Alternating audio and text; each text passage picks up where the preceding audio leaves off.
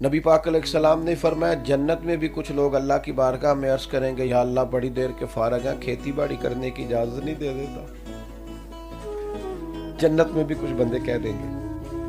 کچھ لوگوں کو کام کرنے کی عادت پڑی ہوتی ہے نا، وہ ہمارے بزرگوں سے کہا جاتا تھا نا اب آپ کام نہ کریں، بچے بچیاں کر رہے ہیں، تو بڑے کہتے تھے جے میں بہ گیا تو پھر میں بہ ہی گیا، مجھے کچھ کرنے دو۔ تو کچھ لوگ جنت میں بھی، ایک دیہاتی صحابی حضور کی بارگاہ میں بیٹھے تھے، تو نبی کریم علیہ السلام نے اس موقع پر فرمایا کہ کچھ لوگ اللہ کی بارگاہ میں جنت میں جا کے بھی عرض کریں گے مالک وہ کھیتی باڑی کی اجازت مل جائے، تو رب فرمائے گا یہاں کیا ضرورت ہے، یا اللہ ہمارا دل کرتا ہے۔ تو جنت میں چونکہ ہر چاہت پوری ہوگی تو انہیں اجازت دی جائے گی۔ حضور فرماتے ہیں ادھر وہ بیج لگائیں گے، ادھر فصل پک کے تیار بھی ہو جائے گی، اور اس فصل کا جو ڈھیر لگے گا وہ پہاڑ کے برابر لگے گا۔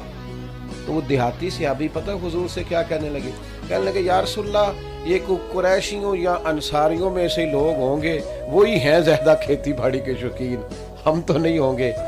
تو کہتے ہیں اس صحابی نے یہ بات کی حضور کی بارگاہ میں، لیکن نبی کریم اتنا مسکرائے کہ دانتوں سے نور نکلنا شروع ہو گیا۔ سرکار گویا خوش ہو گئے بات سن کے، انہوں نے ایک کلام کیا، ایک بات کی، حضور کی بات پر ایک تبصرہ کیا کہ یہ کھیتی باڑی انصار مدینہ کا طریقہ ہے یا قریش کا طریقہ ہے، تو حضور یہ قریشی یا انصاری ہوں گے یہی کہیں گے ہم نے کھیتی باڑی کرنی، ہم تو نہیں کرتے۔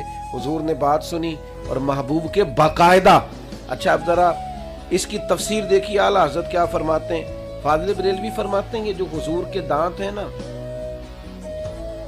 یہ نور کے گچھے ہیں، اور جب حضور ہنستے تھے تو ان سے نور کے لچھے جڑتے، اور پھر بنتا کیا تھا؟ فرماتے ہیں کہ رنگ اس طرح کا بنتا تھا جس طرح تاروں کی نزہت نہیں ہوتی، لڑیاں نہیں بنی ہوتی تاروں کی۔ فاضل بریلوی کہتے ہیں جس کے گچھے سے لچھیں جڑیں نور کے، ان ستاروں کی نزہت پہ لاکھوں سلام، اور جس کی تسکین سے روتے ہوئے ہنس پڑیں اس تبسم کی عادت پہ لاکھوں سلام۔